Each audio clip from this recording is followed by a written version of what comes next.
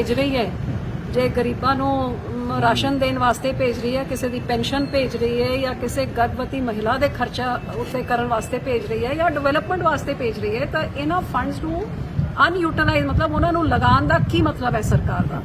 लेकिन अफसोस की गल, अज सब तो वड्डी गल जिहड़े मेरे सामने निकल के आई है कि मैं तीजी बारी MP बन चुकी हाँ, ते मेरे पिछले 2019 तो पहले 14 तो 19 तो जिहड़ी मेरी MP लैड मैं वंडिया सीगा, तकरीबन बठिंडा च 1 करोड़ का मेरा MP लैड इन्होंने लगन ही नहीं दिता।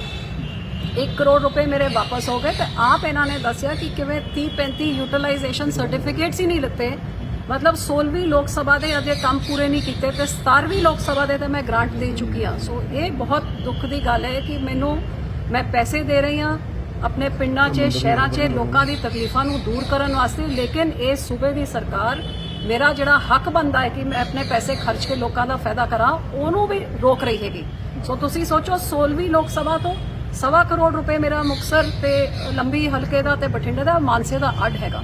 सो ये वास्ते मैं बिल्कुल एक एक काम की डिटेल लेके पूरी खिंचाई की थी कि मेरे यूटिलाइजेशन सर्टिफिकेट नहीं भेजणगे तो बाकी का मेरा पैसा नहीं उन्नी देर रिलीज़ होगा।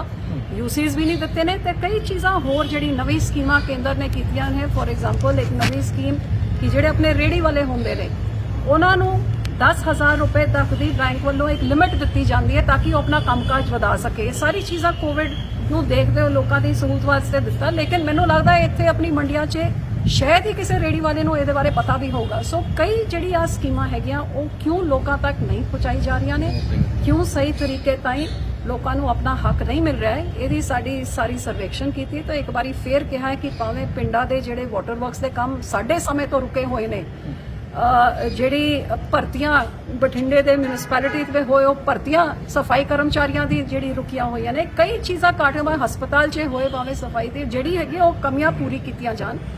लेकिन अफसोस है कि यह सरकार जिस तरह चल रही हैगी, अज आप देख ही रहे कि भावें इलैक्शन होण, इलैक्शनां की भी कमेटी इलैक्शन की तो धज्जियां उड़ाईयां गईयां। ये तो मैं कहंदे कि लोगों का समा क्यों बर्बाद कर दिओ ते सरकारां दे पैसे क्यों बर्बाद कर दिओ, ते पुलिस के सहारे तुसीं जोर जबर दे नाल इलैक्शनां जितनियां ने, फिर ऐलान कर दो अपने कैंडीडेट जे कागज रद्द करने ने। राहुल गांधी वालों मुहिम छड़ी गई है महंगाई नूं लैके, पेट्रोल डीजल ते गैस सिलेंडर दे रेट वध रहे नहीं ते ऑनलाइन विरोध किया जा रहा है केंद्र सरकार का, ते लोकां नूं भी अपील की जा रही है लोग उन्हां नाल जुड़न।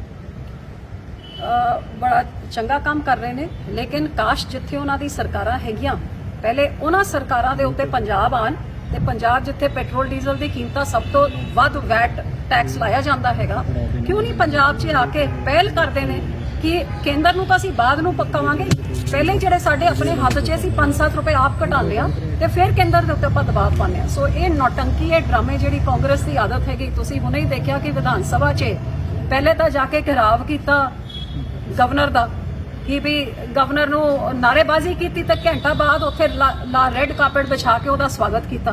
सो ये ड्रामे नौटंकियां 5 साल लोगों ने देख लितियां ने, ठोस का एक काम नहीं किया है। अज असीं वित्त मंत्री के इलाके में खड़े हाँ, इस इलाके में जिथे वोटां दे वेले वड्डे वड्डे वादे कि 60 महीनों 60 इंडस्ट्री आऊगी, हीरो होंडा की आऊगी, जहाज़ां की आऊगी, अज एयरपोर्ट ते जहाज़ बंद करते कि वित्त मंत्री ने जिन्नी मुश्किल दे नाल मैं एयरपोर्ट बनाया सी, जहाज़ शुरू कीते सी, लाना तां की सी, ਜਿਹੜਾ ਬੰਦ ਕਰਤਾ ਭਾਵੇਂ ਥਰਮਲ ਬੰਦ ਜਹਾਜ਼ ਬੰਦ, ਕਿਸੇ ਦੀ ਪੈਰਵੀ ਵੀ ਕਰ ਰਹੇ ਨੇ, ਕੋਈ ਆਵਾਜ਼ ਵੀ ਚੱਕ ਰਹੇ, ਬਸ ਜ਼ੋਰ ਜ਼ਬਰ ਦੇ ਨਾਲ ਲੁੱਟਣ ਦੇ ਨਾਲ ਖਾਨਦਾਨ ਇੱਥੇ ਲੱਗਿਆ ਹੋਇਆ, ਪੈਸੇ ਕਮਾਉਣ 'ਚ ਲੱਗੇ। ਬਠਿੰਡੇ ਸ਼ਹਿਰ ਦਾ ਕਰ ਕੀ ਦਿੱਤਾ? 8 ਮਾਰਚ ਨੂੰ ਇੰਗਲੈਂਡ ਦੇ ਸੰਸਦ ਨੇ ਕਿਸਾਨ ਅੰਦੋਲਨ ਲੈ ਕੇ ਚਰਚਾ ਕਰਨ ਜਾ ਰਹੇ ਹਨ। ਬਿਲਕੁਲ ਦੁਨੀਆ ਭਰ 'ਚ ਕਿਸਾਨ ਅੰਦੋਲਨ ਦੀ ਚਰਚਾ ਹੋ ਰਹੀ ਹੈਗੀ ਤੇ ਹੋਣੀ ਵੀ ਚਾਹੀਦੀ ਹੈਗੀ। ਜਿਸ ਦੇਸ਼ ਦੀ ਸਰਕਾਰ ਤੇ ਸੂਬੇ ਦੀ ਸਰਕਾਰ ਨੂੰ ਆਪਣੇ ਕਿਸਾਨਾਂ ਦੀ ਪਰਵਾਹ ਨਹੀਂ, जे काले कानून आते हैं तो सूबे साडे पंजाब सरकार ने उन्होंने सहमति दी, जे 4 महीने 3 महीने चो किसान दिल्ली बैठे हुए ने, साडे पंजाब की सरकार का एक भी नुमाइंदा एक बारी मुख मंत्री उन्होंने ताईं पहुँच नहीं की।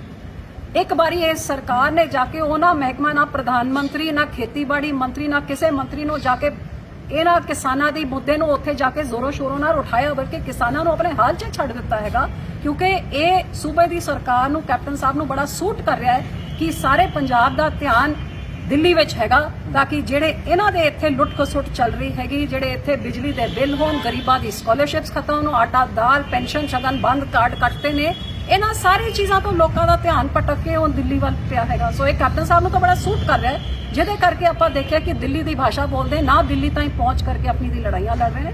ਸੋ ਬੜੇ ਦੁੱਖ ਤੇ ਅਫਸੋਸ ਦੀ ਗੱਲ ਹੈ। ਵਿਕਰਮ ਮਜੀਠੀਆ ਮੁੜ ਕਹਿ ਰਹੇ ਆ ਵੀ ਕੈਪਟਨ ਸਾਹਿਬ ਤੇ ਭਾਜਪਾ ਦੀ ਮੈਚ ਫਿਕਸਿੰਗ ਹੈ। ਇਹਦੇ ਵਿੱਚ ਕੋਈ ਸ਼ੱਕ ਕਿਹਨੂੰ ਹੈਗਾ? ਸ਼ੱਕ ਤੁਸੀਂ ਮੈਨੂੰ ਦੱਸੋ ਕਿ ਇੱਕ ਕਾਲੇ ਕਾਨੂੰਨ ਆਏ, ਮੈਨੂੰ ਤਾਂ ਬਾਅਦ ਨੂੰ ਪਤਾ ਲੱਗ ਗਿਆ। ਅੱਜ ਮੈਨੂੰ ਕਹਿੰਦੇ ਨੇ ਕਿ ਮੈਂ ਕੁਝ ਨਹੀਂ ਕੀਤਾ। ਮੈਂ ਪੁੱਛਦੀ ਹਾਂ, ਮੇਰੇ ਤੋਂ 1 ਸਾਲ ਪਹਿਲੇ ਤਾਂ ਇਹਨਾਂ ਨੇ ਸਹਿਮਤੀ ਦਿੱਤੀ ਹੋਈ ਸੀਗੀ। 6 ਮੀਟਿੰਗਾਂ ਇਹਨਾਂ ਨੇ ਉਹਨਾਂ ਮੀਟਿੰਗਾਂ ਦਾ ਹਿੱਸਾ ਬਣੇ ਹੈਗੇ।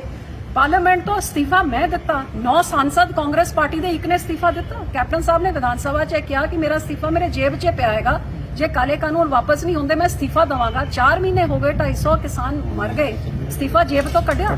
ਸੋ ਇਹ ਤਾਂ ਫਿਕਸਡ ਮੈਚ ਤਾਂ ਚੱਲ ਹੀ ਰਿਹਾ ਹੈਗਾ, ਕਿਉਂਕਿ ਇਹਨਾਂ ਨੇ ਸਹਿਮਤ ਦਿੱਤੀ ਕੇਂਦਰ ਨੂੰ, ਕਿਉਂਕਿ ਆਪਣੇ ਕੇਸਾਂ 'ਚ ਫਸੇ ਹੋਏ ਨੇ, ਮਜਬੂਰ ਹੈਗੇ ਕੈਪਟਨ ਸਾਹਿਬ, ਜਿਹਦੇ ਕਰਕੇ ਲੋਕਾਂ ਨੂੰ ਵੀ ਛੱਡਤਾ ਹੈ। ਕਾਲੇ ਕਾਨੂੰਨ ਜੇ ਵਿਧਾਨ ਸਭਾ 'ਚ ਨੌਟੰਕੀ ਡਰਾਮਾ ਕਰਦੇ ਨੇ ਤੇ ਫਿਰ ਜਾ ਕੇ ਗਵਰਨਰ ਸਾਹਿਬ ਤੋਂ ਦਿੱਲੀ ਤਾਈਂ ਕਿਉਂ ਨਹੀਂ ਪਹੁੰਚਾਉਂਦੇ? ਜੇ ਕਹਿੰਦੇ ਅਸੀਂ ਇੱਕ ਪੰਜਾਬ 'ਚ ਲਾਗੂ ਨਹੀਂ ਕਰਦਾ, ਪਾਰਲੀਮੈਂਟ ਤਾਈਂ ਨਹੀਂ ਪਹੁੰਚਾਉਂਦੇ। ਸੋ ਇਹ ਸਾਰੇ ਉਹਨਾਂ ਦੇ ਡਰਾਮੇ ਬੀਬੀ, ਚੱਲ ਪੰਜਾਬ ਰਹੇ ਨੇ। ਸਰਕਾਰ ਕਰੋਨਾ ਸੰਬੰਧੀ ਹਦਾਇਤਾਂ ਦਾ ਪਾਲਣਾ ਕਰਨ ਦੀ ਹੁਕਮ ਜਾਰੀ ਕੀਤੇ ਗਏ ਹਨ, ਪਰੰਤੂ ਬਠਿੰਡਾ ਪ੍ਰਸ਼ਾਸਨ ਦੀ ਅੱਖਾਂ ਥੱਲੇ ਮੇਲਾ ਚੱਲ ਰਿਹਾ, ਵੱਡੀ ਗਿਣਤੀ ਵਿੱਚ ਲੋਕ ਜਮ੍ਹਾਂ ਹੋ ਰਹੇ ਨੇ ਉੱਥੇ, ਕਿਸੇ ਕੋਲ ਮਾਸਕ ਨਹੀਂ ਹੈ। ਕੀ ਨਹੀਂ, ਪੰਜਾਬ ਸਰਕਾਰ ਨੂੰ ਲੋਕਾਂ ਦੀ ਪਰਵਾਹ ਨਹੀਂ ਹੈ, ਇਹਦੇ ਵਿੱਚ ਕੋਈ ਸ਼ੱਕ ਹੈਗਾ ਕਿ ਪਿਛਲੇ 5 ਸਾਲਾਂ 'ਚ ਮੈਨੂੰ ਇੱਕ ਤਾਂ ਚੀਜ਼ ਦੱਸ ਦਿਓ ਕਿ ਲੋਕਾਂ ਦੀ ਕੀ ਅੱਜ ਮੁਲਾਜ਼ਮਾਂ ਦੀ 4000 ਕਰੋੜ ਦੀ ਡੀਏ ਹੁਣ ਡਰਾਮਾ ਰਚੂਗਾ ਕਿ ਬਜਟ ਪੇਸ਼ ਕੀਤਾ ਜਾਊਗਾ। ਮੈਂ ਤਾਂ ਕਹਿੰਦੀ ਕਿ ਬਜਟ ਪੇਸ਼ ਕਰਨ ਤੋਂ ਪਹਿਲੇ ਵੇਰਵਾ ਦੇਣਾ ਚਾਹੀਦਾ ਹੈ ਕਿ ਪਿਛਲੇ ਬਜਟ 'ਚ ਜਿਹੜਾ ਐਲਾਨ ਕੀਤਾ ਤੇ ਪਿਛਲੇ 4 ਬਜਟ ਉਹਦੇ ਵਿੱਚ ਕਿਹੜੀ ਚੀਜ਼ਾਂ ਕੰਪਲੀਟ ਹੋਈਆਂ ਨੇ।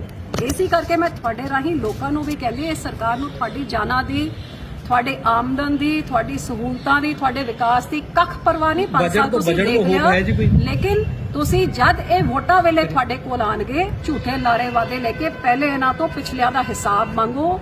ਜਿਹੜੇ ਘਰ ਘਰ ਨੌਕਰੀਆਂ ਦੇ ਫਾਰਮ ਭਰਾਏ ਸੀ ਉਹ ਨੌਕਰੀਆਂ ਇਹਨਾਂ ਦੇ ਮੂੰਹ ਤੇ ਮਾਰੋ, ਜਿਹੜਾ ਕਾਂਗਰਸੀ ਤੁਹਾਡੇ ਪਿੰਡ 'ਚ ਆਊਗਾ।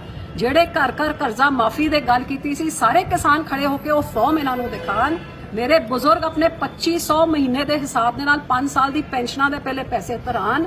ਆਪਣੇ ਨੌਜਵਾਨ ਆਪਣੇ ਮੋਬਾਈਲ ਦੀ ਮੰਗ ਰੱਖਣ, ਆਟਾ ਦਾਲ ਘਿਓ ਖੰਡ ਦੀ ਮੰਗ ਰੱਖ, ਤਾਂ ਕਿਸੇ ਕਾਂਗਰਸੀ ਨੂੰ ਪ੍ਰਸ਼ਾਂਤ ਕਿਸ਼ੋਰ ਨੇ ਫਿਰ ਪ੍ਰਿੰਸੀਪਲ ਸੈਕਟਰੀ ਲਾ ਲਿਆ ਕੈਪਟਨ। ਹਾਂ, ਕਿਉਂਕਿ ਉਹ ਨया ਝੂਠ ਚਾਹੀਦਾ ਹੈਗਾ ਨਾ। ਪਿਛਲਾ ਝੂਠ ਤਾਂ ਮਿਲ ਗਿਆ, ਜਿਹੜਾ ਲੋਕਾਂ ਦੀ ਭਾਵਨਾਵਾਂ ਦੇ ਨਾਲ ਧੋਖਾ ਕੀਤਾ, ਗੱਦਾਰੀ ਕੀਤੀ, ਧਰਮ ਦਾ ਵੀ ਇਸਤੇਮਾਲ ਕੀਤਾ, ਗੁਰੂ ਸਾਹਿਬ ਤੱਕ ਨੂੰ ਨਹੀਂ ਬਖਸ਼ਿਆ, ਜਿੱਥੇ ਗੁਟਕਾ ਸਾਹਿਬ ਦੀ ਸਹੁੰਆਂ ਖਾ ਲਿੱਤੀਆਂ। ਸਾਰਾ ਕੁਝ ਤੰਤਰ ਇਸਤੇਮਾਲ ਕਰਕੇ ਲੋਕਾਂ ਦੀ ਭਾਵਨਾਵਾਂ ਦੇ ਨਾਲ ਡਾਕਾ ਮਾਰ ਕੇ ਕੁਰਸੀ 'ਚ ਬੈਠ ਕੇ ਤੇ 5 ਸਾਲ ਲੁੱਟਿਆ ਲੋਕਾਂ ਨੂੰ।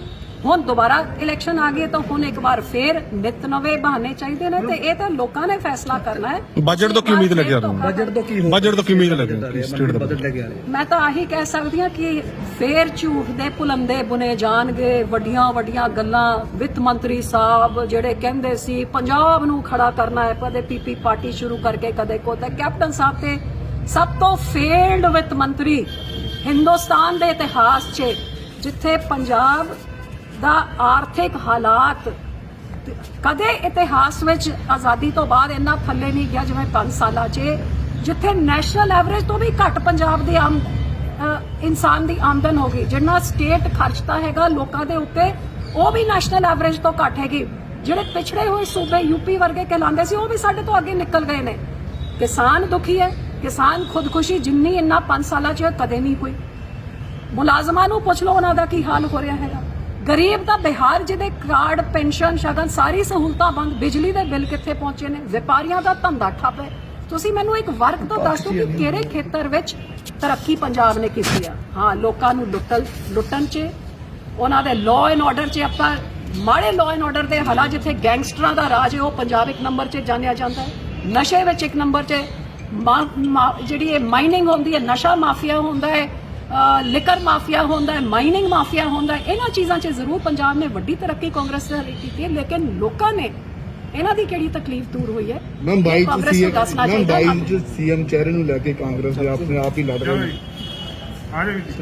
ਲੜੀ ਜਾਣੇ ਤਾਂ ਲੋਕਾਂ ਨੇ ਫੈਸਲਾ ਕਰਨਾ। ਕਾਂਗਰਸ ਨੂੰ ਮੂੰਹ ਕਿਉਂ ਲਗਾਉਣਗੇ ਲੋਕੀ? ਪਹਿਲੇ ਤਾਂ ਹੁਣ ਨਵਾਂ ਇਹਨਾਂ ਨੂੰ ਲਾਣਾ ਬੰਦਾ ਝੂਠ ਬੁਣਨ ਵਾਸਤੇ ਇਸ ਤਰ੍ਹਾਂ ਪਿਆ ਹੈਗਾ ਕਿਉਂਕਿ ਆਪ ਕੁਝ ਸੋਚ ਨਹੀਂ ਸਕੇ ਕਿ ਲੋਕਾਂ ਦੇ ਵਿੱਚ ਕਿਹੜੀ ਚੀਜ਼ ਵਾਸਤੇ ਚਾਹੀਏ।